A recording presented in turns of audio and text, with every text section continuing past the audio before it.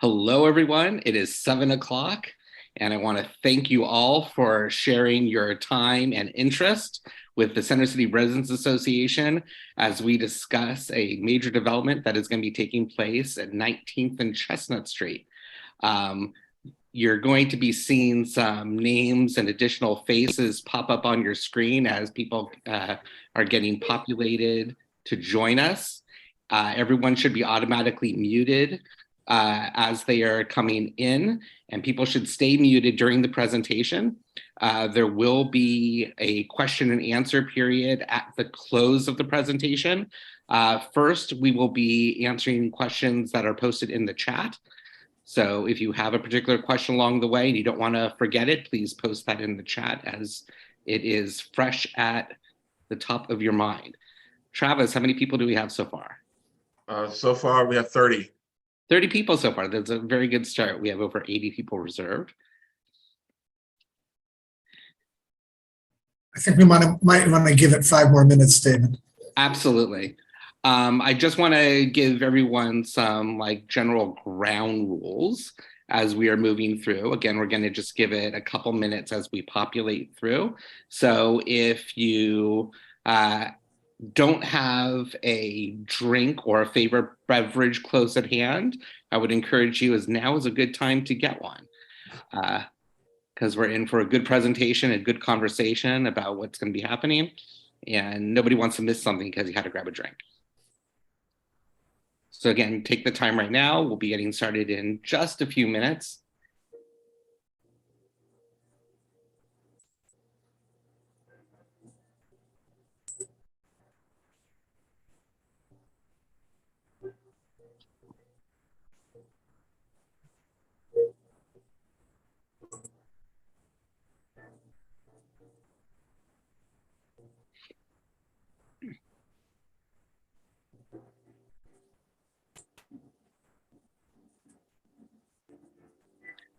I should also remind everyone that this is a recorded Zoom, and the recording will be made available on the CCRA website. So if people want to be able to share it with people who weren't able to attend, they will have an opportunity to. The idea is to get maximum input and maximum exposure for the new development that is coming to 19th and Chestnut.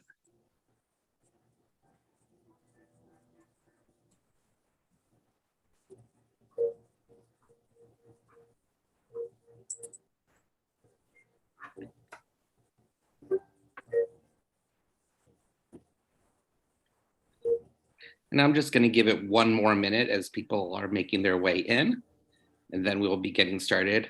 I very much value everyone's time, and I like to get started as close to right on time as humanly possible. Again, this is going to be a recorded session that will be made available. Everyone is muted as they're coming on. If people have questions, please be sure to post them in the chat as they pop into mind.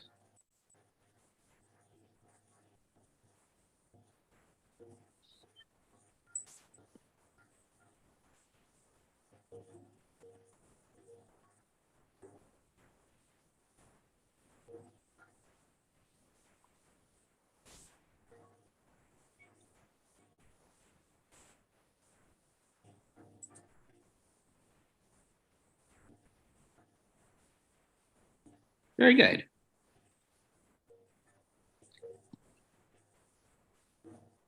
So we're going to get started right about now. My name is David Rose. I'm the Vice President of Major Development for Center City Residents Association. All of you are neighbors and stakeholders and interested parties for this major development that's going to be developed over at 19th and Chestnut. The property or the parcels that we are discussing are what people commonly refer to as the CVS that is located in 19th and Chestnut. And there are additional parcels next door going down Chestnut Street toward Boyd's, which is the former location of Hats in the Belfry and Valiant. So those 2 stores, along with the CVS, are the developmental parcels that we are discussing. Something magical happens at 19th Street. 19th Street is the line of demarcation for CMX5. So this entire project is zoned CMX5, which is the most permissive zoning available. The developers and property owners and architects have come up with a very impressive project that everyone here is about to be introduced to this evening. Even though this is a by right project, there are some considerations as there was a nomination pending as a historical designation for this property. So the property owners and architects reached out to Center City Residents Association along with the Preservation Alliance to form a stakeholder group. And we got together with near neighbors, and we have had some very, very productive meetings discussing concerns and of the neighborhood. These were listened to and integrated into the design.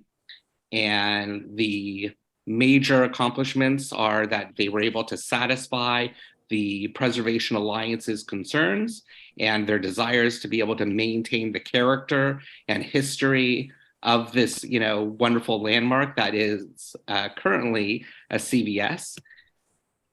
And with that, I'm going to introduce our two speakers tonight. So representing, we have Eric Leighton, and Eric is representing CBP Architects, and we have Andrew Duckworth, who's with Goodman Properties. And with that, Eric, I think you're going to take the lead on walking us through a presentation. Yeah, actually, I can start. Or Andrew, would you like to just give a little bit of an introduction of Goodman Properties and your history with the building or this parcel, and then I'll walk through? Okay, great. Sure, I'll say a few words. So first of all, thank you for everyone for joining the meeting tonight. We have beautiful weather, so I know it's tough to sit inside and look at your computer screen all day. Thank you to Rick and David. You guys have been pretty great, and all the folks at the CCRA. You guys have been really great to work with. As David said, my name is Andrew Duckworth. I am in-house counsel at Goodman Properties. Unfortunately, both Bruce Goodman and Adam Goodman are on a flight right now, so they were not able to join this meeting. So they asked me to step in and say some words on their behalf. A little bit about Goodman Properties. We are a commercial real estate developer. We focus on buying, developing, and owning property for the long term.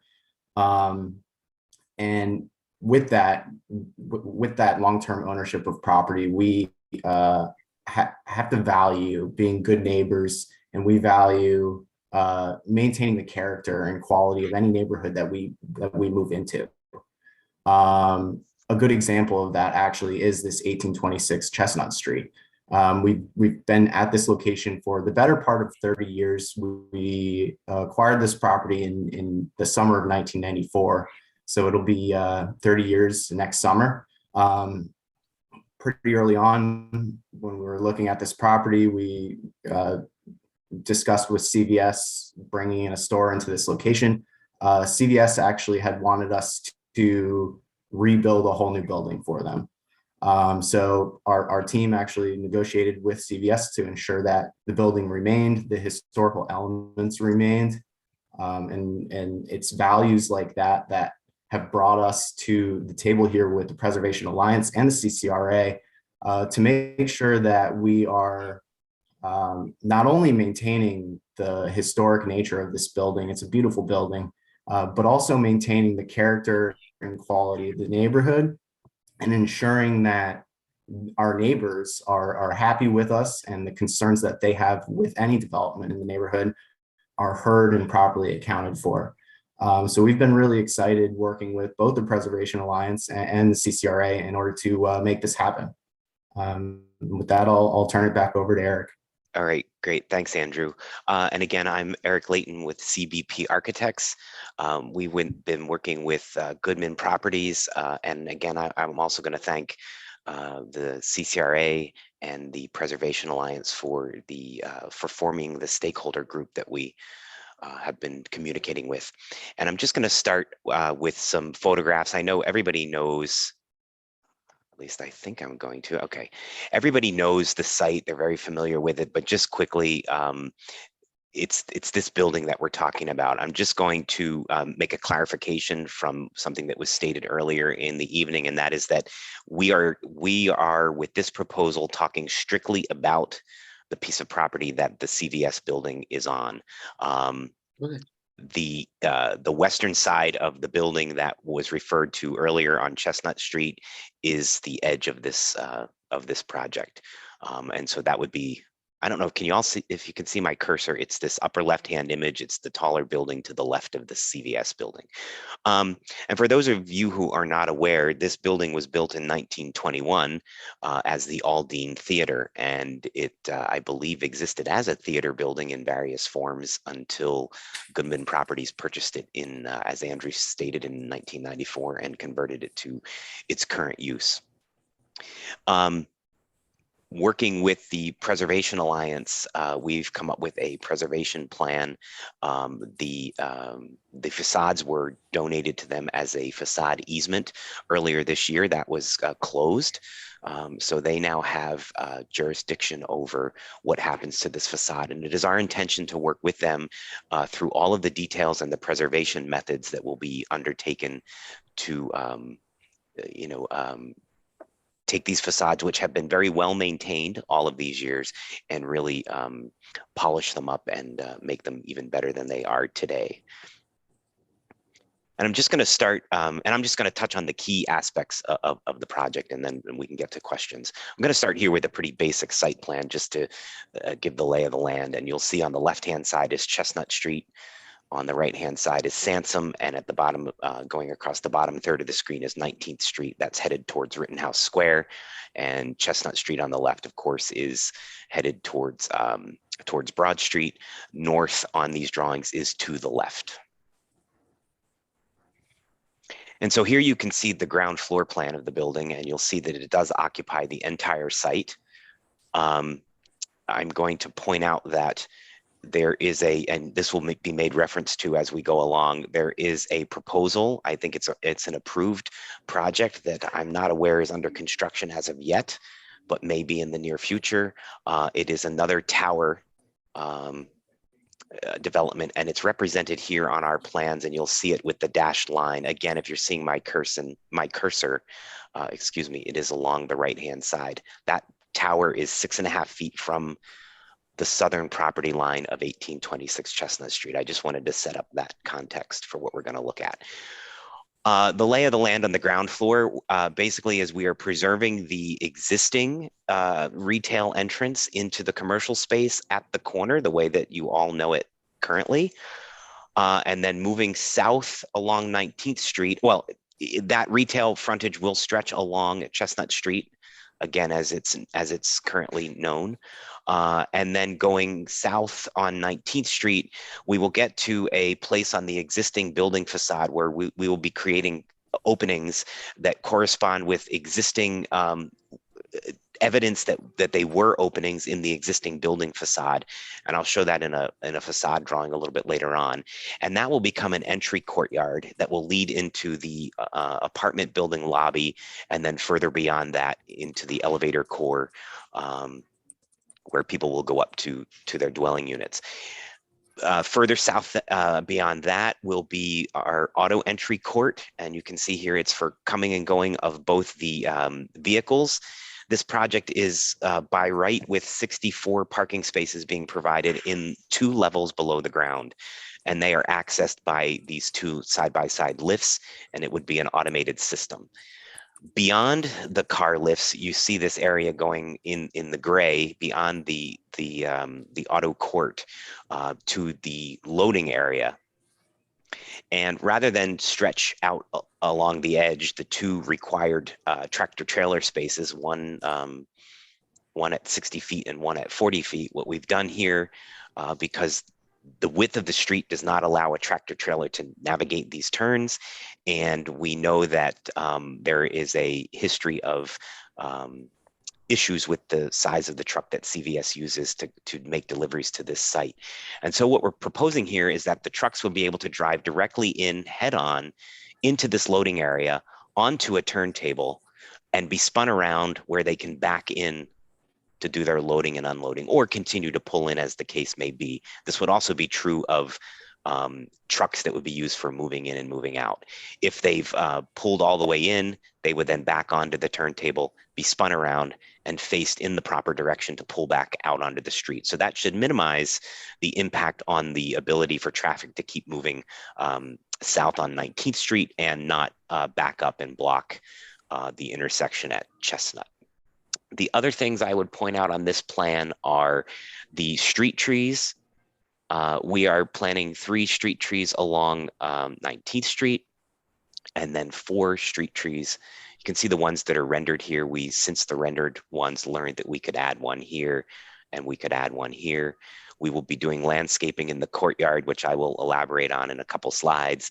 And then out here at the corner, we plan to build in planters here and here in order to reduce the ability for a panhandler, for example, to wait immediately outside the CVS doors. We understand that it's a big challenge. It's a difficult thing for the store manager to keep on top of on a regular basis. And so the idea here is to create a friendly way for shoppers to come and go from the store, but also a deterrent for someone who might just hang out there.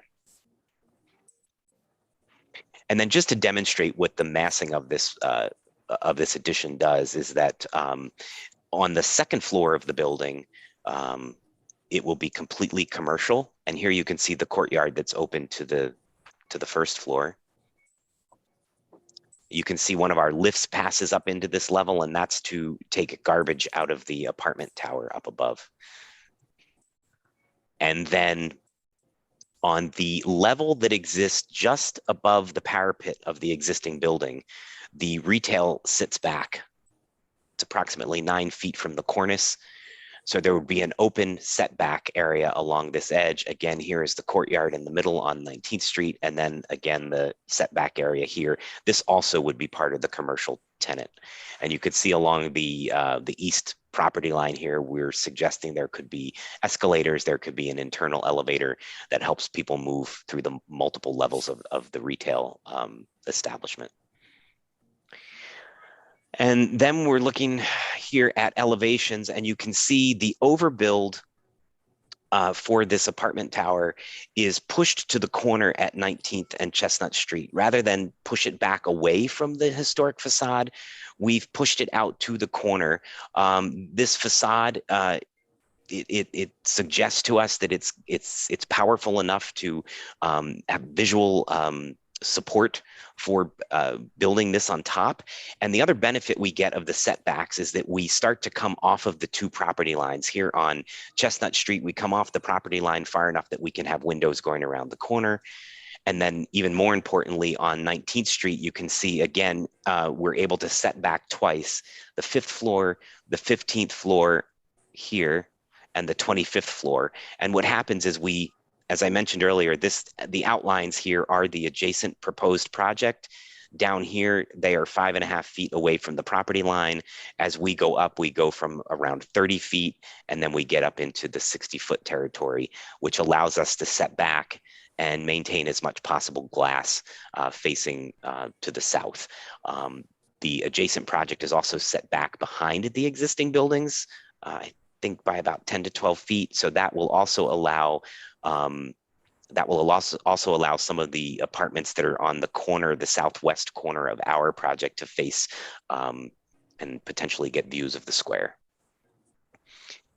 To describe the courtyard a little bit, as I mentioned, we are going to make openings in the existing building facade. And what will happen is our facade will be set back 18 feet from the existing wall. So these dark areas right here are the existing wall. You can see some of the decorative terracotta work and the terracotta cornice. This is the top of the existing parapet. We will be setting our building envelope back from the 19th Street wall. So out here you can see it's 19th Street, the street trees, and then the courtyard.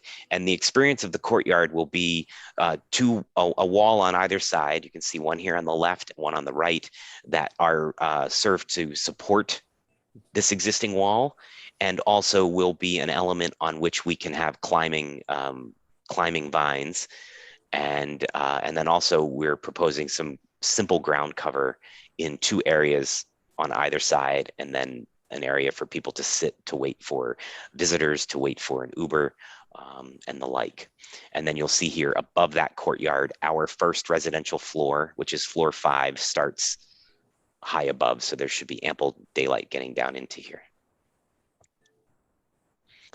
And then I'm just going to go through a couple contextual views of the building. So this is the building looking south on 19th Street.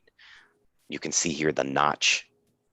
It's a 1-story right along here, and then it jumps up into a 2-story clear space here as it goes around the corner and starts to be above that courtyard that I just demonstrated. And then over here on the right, you can see it continuing along on the 19th Street side of the building. Oh, I'll just point out, if I can go back, I'll just point out what you're also seeing in these 3D views, not so much in the one on the left here, but on the right, you see the ghosted massing on the right-hand side. That is our understanding of the approved envelope of the adjacent building. So we're topping out right at about the same height that they are. And you'll see that ghost, you see it here too in this image. And so again, you see the notch that's coming between our overbuild and the top of the existing parapet. And you can see here's the courtyard going down to the ground floor.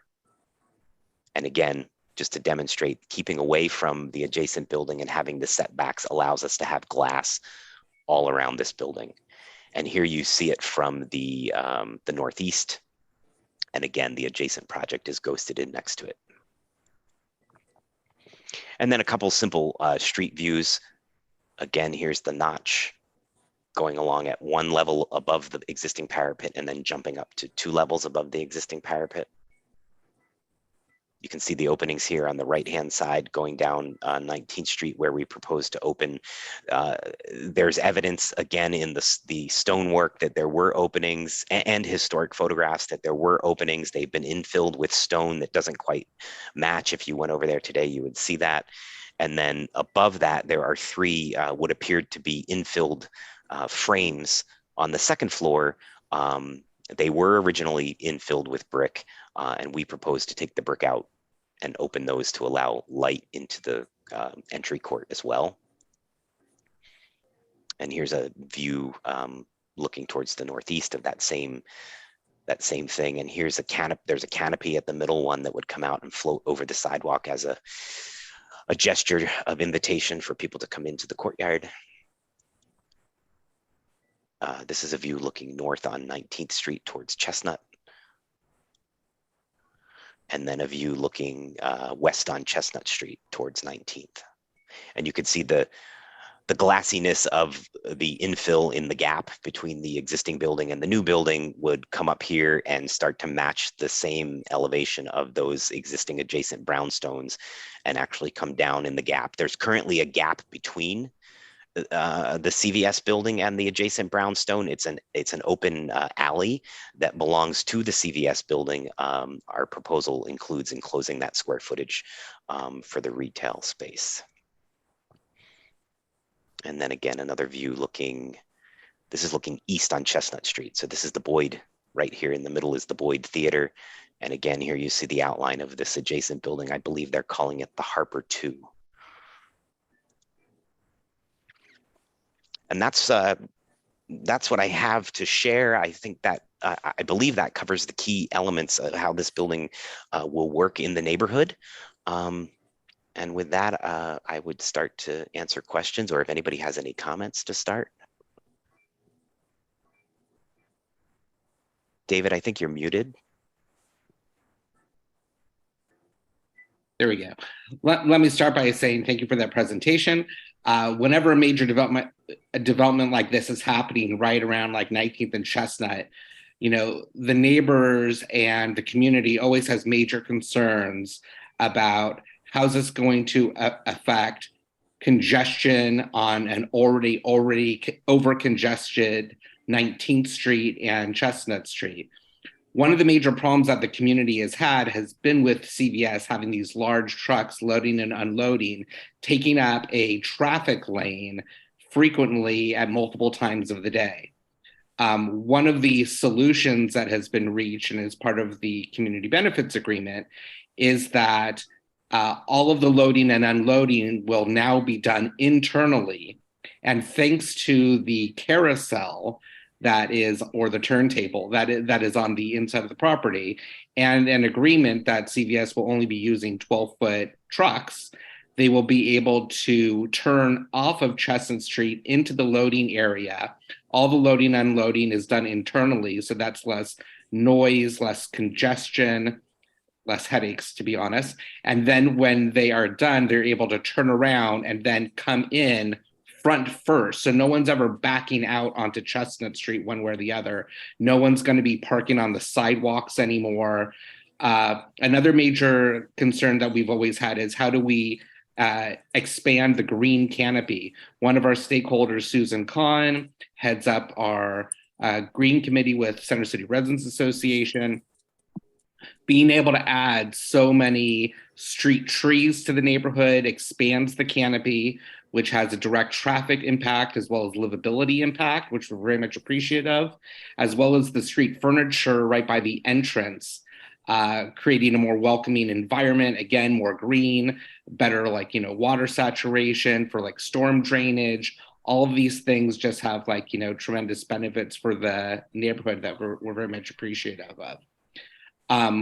The other, and of course, the major concern was we have this wonderful, historical, beautiful building that was originally the Aldine Theater, and being able to preserve this. And thanks to the efforts of the Preservation Alliance and Center City Residents Association and the property owners and the architects, they have come up with techniques that they're not going to be dismantling the structure and then attempting to rebuild it. They're going to be preserving it intact, protecting it, and then building around it. And as everyone here is able to see from the final design, it's really set apart and it's really showcased. And it becomes a feature, a proud feature of the neighborhood as it currently is. And so what we now have is two features. We have the curve and the beauty of the original theater that was there. And then we have a curve that is also maintained all the way up in this tower that creates a modern take, on the building development that's going to create a lot of wonderful, living opportunities for people. All the loading and unloading, all the trash pickup, all that is done internally and off the street. These are major concerns that neighbors have. I think we're going to have some questions regarding construction, and I'm sure we'll be able to read those off as they come through. And David, if I could just add, it's in addition to the deliveries and the trucks that are going inside the building and doing their unloading and loading and being turned around, the automobiles, I did not share a plan of the automated parking system below grade, but the automated parking system itself also has a turntable for the passenger vehicles. They will also be facing in the proper direction when they arrive at the first floor. It's a pretty amazing thing to watch when it happens, but it does solve that problem as well. No one will be backing out in a passenger vehicle onto the street either. And how many parking spaces are going to be part of this plan? The system will hold 64 cars. And I see a question, what is the finished height of the building? Let me just check my notes here. The total height. In terms of height and stories. It's 46 stories. 46 stories. And it's 576 feet. That is to the very, very top of the elevator machine room. David, we had a question about CVS and CVS operations. At the very beginning, the Goodman people told us that CVS would continue to operate a convenience location as nearby as possible because many people, particularly people in William Penn House and adjacent neighbors, have their prescriptions filled there. And even though there is a CVS at 20th and Market, CVS is working on a plan, we understand, to have a convenience location so prescriptions can still be filled during construction. And they will stay in touch with us on that so that we can tell the neighbors. So again, CVS is a long-term tenant, and this is being designed for their long-term purposes. And then during construction, the pharmacy in particular is going to have a satellite nearby location and an available storefront. And so they'll be able to maintain their services for the people who are currently get their prescriptions from this CVS. There's a question which is asking how many units will be in the development, and will be rentals, condos, or a combination? There are 213 dwelling units in the building, and I think Andrew, if you could correct me if I misstate this, but I think the current thinking is that it would be a rental building. That's correct as our current plans. Someone asked about enforcing the restrictions in the community benefits agreement with regard to construction limits and noise limits, and they said that they had some difficulties with the Laurel in that regard. Nobody approached CCRA about the Laurel difficulties, even though that we have an agreement. But people should know that the community benefits agreement specifically calls out time on construction and limits overtime and limits weekend construction and requires strict compliance with the city laws. And we are able and willing to enforce. There's an enforcement mechanism in the CBA. And if adjacent neighbors during construction feel that the agreement is not being complied with, all they have to do is let CCRA know and we will obtain compliance. I don't know, the Laurel proceeded on its own. They ended up going to court. They lost with Rittenhouse Plaza. We don't intend there to be any problem here, and CCRA will be monitoring it on behalf of the neighbors. An important thing that I should also mention is one of the most significant values of these community benefits agreement is to have shared expectations about, what does it look like to be a good partner on both sides? And one of the best things that happen is when oversights happen, when, construction, somebody starts to prep an area before the hours that are happening, we now have a conversation that we're able to have. We have a phone number to be able to call, and we have a relationship to be able to fall back on to say, listen, we have an agreement. This is when it's supposed to be starting and stopping. And then they're able to act on it, and things are able to be resolved quickly and efficiently. It's a really great way to be able to iron out problems before they happen, just by setting up lines of communication and defining what the agreements are and being able to point to something in writing. It's a huge thing. So oftentimes, yes, we have enforceability, but it doesn't require enforceability. It just requires that there's an agreement and that we're able to speak with, good friends and good neighbors to be able to fall back on the relationship, to be able to affect the change and make sure that the agreement's being held to. People are asking, what are the size of the units? I think we have some interested parties. People are asking, are these going to be studios? Are these going to be 3 bedrooms? So there's a mix.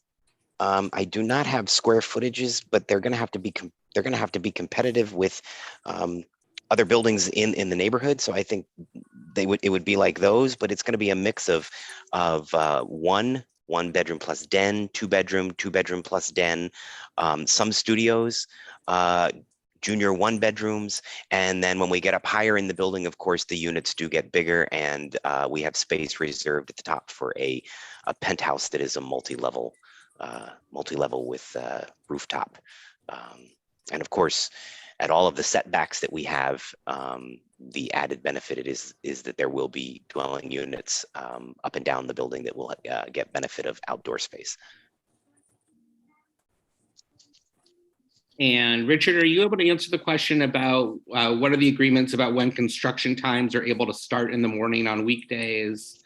When are they able to start on the weekends? Are there any days that they're not allowed to be working? Generally speaking, the CBAs track the city code. I think 7 a.m. is the first available start on weekdays. I think it's 8 a.m. on weekends. And I think the stop under code if I recall, is 5 o'clock, but most construction projects end up stopping at 3 because that's a full union workday, and they go home. So I'm pretty sure it's 7 a.m. and then it's 8 a.m. on weekends, and any variation of that for emergencies, and the project is required to notify CCRA, so we can tell neighbors if there's going to be some unexpected disruption beyond the agreed upon hours. And people should be aware that once the CBA is signed, it will be posted on our website, and people can see for themselves all the specifics that have been negotiated with regard to noise and construction and abating construction nuisance to the extent possible. There isn't a question about this, but I think it's important to emphasize, and maybe Richard, you could emphasize this again for us. The items in the community benefits agreement regarding like diversity employment. Yes, we have made it a policy in CCRA that we require developers to employ a measurable percentage of minority and women-owned companies in the building process and in the purchase process. And they will report to us periodically throughout the project on their success doing that. All of our major projects subject to CBAs since we started with 2200 Market Street have these clauses, and we are happy to see that there are substantial numbers of minority workers, journeymen, electrician, and women-owned businesses that are participating. We think it's a good way to share the wealth in communities that don't usually get access to it. And we will enforce those provisions, and you can see them in the CBA when you have a chance to read it. There's a question, is the developer seeking any variances? We are not. This is designed to be as of right. And are you applying for any bonus levels? So the site is zone CMX5, so that's a base FAR of 1,200%. And we are seeking a couple bonuses. One is the below grade parking bonus, which is an additional 200%. The second one is LEED Gold certification, which is another 200%. And the third one is the low income housing bonus via contribution, and that is another 400%. So that brings the total up to 2,000% FAR. So these are important things. These bonuses are part of the existing zoning code. They are not variances. These are things that are identified as community benefits by the zoning code that are trying to incentivize developers to be able to do these things. Having another LEED Gold building in the neighborhood is always a plus for all of our sustainability concerns as we continue to develop our historic city. It's in the past, you've had many developers that couldn't see a cost benefit analysis to doing anything beyond getting like a LEED bronze classification, and we are seeing more and more developers step up to be able to pursue something like LEED Gold, which we're very, very appreciative of, and CCRA is always trying to incentivize and push people toward. But there really wasn't much of a push that was required with these developers and these architects. So we just want to thank them for being on the right page from the beginning. So that's really terrific. The second thing is, when we're talking about things like underground parking and having not just workforce housing, but that there are contributions that are made in order to promote more affordable living throughout Center City, these are very important things. Every one of these contributions that are made means that the people who live and work and make Center City great are able to afford to live here. And it's an important thing to be able to promote. And again, we're really excited whenever developers are taking advantage of that bonus, especially when CCRA, actually proposed and had it written into the zoning code a couple of years back. So we're very proud of that particular designation, and we want to thank people for being able to use it. There were questions about materials. What's the material breakdown for the top portion of the tower? So I'll go here to the 19th Street elevation, And we have a mix of materials. We have different glass window wall systems. So you'll see some of it has a heavier mullion pattern than others. And I'll refer to some of the renderings in a second. I'll just point out the different locations here and then change the view. So different versions of glass and metal window wall system. One version where you'll see a little bit more metal, the other where the metal will all be behind the glass and you'll just see the joints. Very, very minimalist, elegant, simple window wall system. And then for the more massive looking part of the building, we're proposing a metal wall panel system. And that would be all of the solid verticals and horizontals that you see in this grid in the lower portions of the building. And within that would be a metal and glass window system. And then again, you'll see some of the window wall down here at the bottom, but it's really those three basic materials. Let me go back. Yeah, it's much the same on this facade as well. And then if in this courtyard, we're imagining that these walls on either side, you know, they're going to be poured concrete as structure, and we're thinking it might be a pretty elegant expression of that structure to just have it be beautiful poured concrete. And then you see in some of the inset areas on the facades, we've been looking at a material that may pick up the brick of the existing building, and that could be additional metal panels. It could be brick panels. We're still looking at that. But here you can see again the solid of the grid as it climbs up from down low and then becomes more slender and elegant as it gets taller.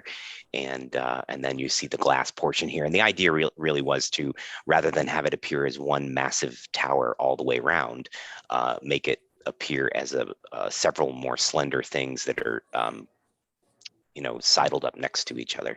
I think you can start to see that here. It's happening on both sides in this right-hand image. When do you expect to break ground? We don't have a firm timeline yet. We're still pretty early on in the planning stages of breaking ground and getting the construction going. And how will possible construction of two high-rises simultaneously work? Will that pose any issues? Let me take that first. From the very beginning, when Goodman Properties approached us, we already were in conversations with Pearl about what we call Harper 2 across the street from Harper 1 and behind this building, but with both of them having extensive construction activity on 19th Street. That appeared to us to be an unhappy fact. And there's no way around it. It's not going to be fun while both buildings are being built. There will be a difficulty with buses. There will be some construction activity, more on this building on 19th Street because Harper 2 has two lots on Sansom Street that they can do some loading and construction from. Their lot goes from Chestnut all around this building and then to Sansom and comes back to 19th. But there's no other way to say this. It isn't going to be fun. There will be several years of construction congestion on 19th. Everybody, both Pearl and Goodman have agreed to work with us to minimize the problem. But as anybody who's lived through construction, and we've all lived through it with the Laurel and Walnut and with the Bankroll on Chestnut and with the Target on Chestnut, this will be a congested several years.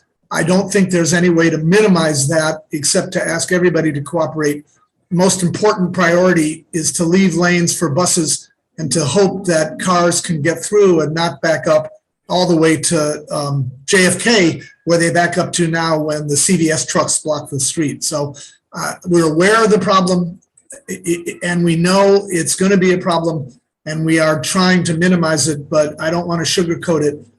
There will be construction congestion for a few years.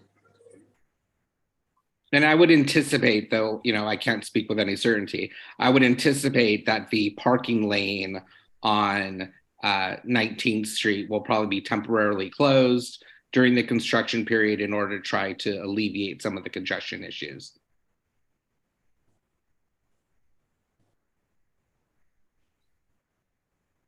All right, what is next? Have you considered addressing the east-facing facade more? It appears that the top is pretty blank. Glass on that portion would go a long way. So as part of the stepping back, as the building gets taller, we do get to this level, which is the 25th floor, and the elevator core does become exposed. We are looking at putting windows in the elevator lobby between the elevators, which would occupy this kind of space right in the middle. But the intention would be to articulate it with a pattern or joints to give it some scale. It's just not something that would be perceivable in this rendering, but that would be the idea. Someone is asking, what demographics have been done to determine whether there is demand for more apartment housing? I would have to defer that question to Adam Goodman, who's unfortunately not in the meeting today. That's unfortunately not something that I would have been involved in to be able to answer that question. I would say, though, that a little bit to our surprise at CCRA, but this is the fourth current project in which proposed or planned or underway in Center City West that are all apartment projects. The developers who are putting in hundreds of millions of dollars in these projects, I suspect together the projects total $1 billion worth of investment, all seem to believe that when all the workers are back and when people are filling up offices, whenever that happens again, there will be the demand for apartments. It's nothing that's really our problem, and we don't do those kinds of studies, but I guess the best thing we can say is that a lot of money is being spent on by sophisticated developers who expect that their apartments will rent at numbers that make the investments profitable. And all we can say is we hope they're right. So there are a couple of questions here. One is, I think, responding to me. Again, when I suggested that the parking lane I would anticipate is going to be temporarily shut down. The parking lane I was referring to was between Chestnut Street and Sansom Street. It shouldn't affect anything between Sansom and Walnut. So the loading, unloading in front of the Plaza or Wellington wouldn't be affected. And again, that's just my estimation of what I would anticipate the city's reaction to certain things happening. Someone is asking what is happening to the stores between Boyd and the CVS property. That was my misspeaking. So again, this development is just the CVS parcel. The parcels just east, which were Valiant and Hats on the Belfry, are part of Pearl 2's development that's going through. We're dealing with a lot of major development groups right now, so I apologize. And we understand that Pearl has sold those. They are historic properties, and they will be retained in their current historic configuration. And we understand that they have been sold and that there will be new retail tenants eventually. And let me get back to the Pearl 2 property, Harper 2. There are 3 historic buildings along 19th Street to the south of this building. The last one at the corner of Sansom is being retained by Harper, and the other 2 are being demolished to be part of the Harper 2. They were not registered properties, and there will be a new Harper 2 entrance, but the property on the corner of 19th and Sansom is a historic registered property and will also be retained. And we understand that the intention is to reanimate that as commercial property with a retail focus as well. But that's a future meeting. We will be discussing the Harper 2, and it's a little teaser for things yet to come. Tonight, the star of our show is the Goodman property over here above the CVS. I don't think it has a name yet. Is there an internal name that's being bandied around? Not yet. Yeah. We also call it the CVS building. We anticipate that there will be a wonderful name that'll be attached to the project in the future. And